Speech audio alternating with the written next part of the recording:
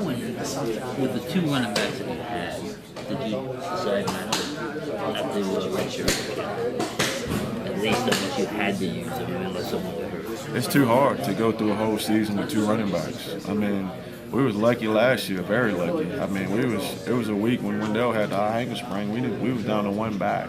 I don't think you go through any season with two backs. You really need 4 to 5. I mean, in that game last week, man, we was almost down to Eli playing tailback. You know, if Russell cramp up anything in that game, it was next. Eli was next, and Ferns. I mean, it was to the point where we was thin because those two guys was down. I think Crawford could have got back in if we needed him to.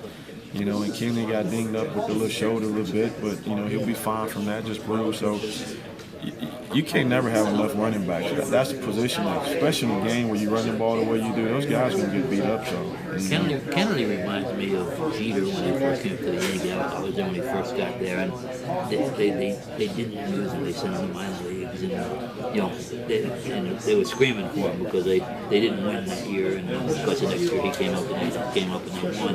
Is there? I mean, you do have to be careful with this. You do, but he's not a young player. I mean, he had a whole spring here.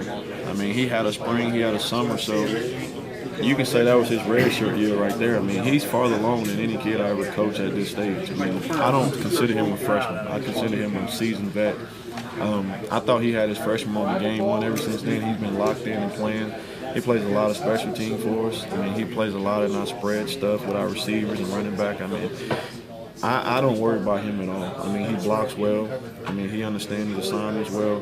He's a smart kid. So I don't consider anything we're doing right now a waste with him. I mean, we got 7 more games, and we got a lot of football left to go, and we're going to need him to play a lot.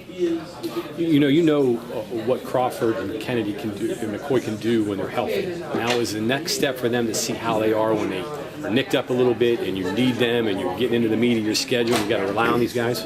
Yeah, you know what? What I like about these guys, they mental tough. We came back Sunday, they both was on the field. You know, when most guys would have tried to put a red shirt on and hang in the training room, they both was out there catching balls and moving around, you know, which showed me a lot of toughness. And the first thing I asked Kenny as a freshman, I said, you going to practice with me? He's like, heck yeah, I ain't missing no time. I'm practicing. So right then I felt good about what type of kids they are. And these guys like playing. They don't like sitting and going to the training room and stuff. I mean, football is important to them. You know, I can't say enough. I was talking to Dana not too long ago. I said how happy I am with my room. You know, you got your room the way you want it. The versatility, the camaraderie, the brotherhood. I mean, it's like having one big happy family on Christmas. You know, you just got it all, everything you need right there in front of you.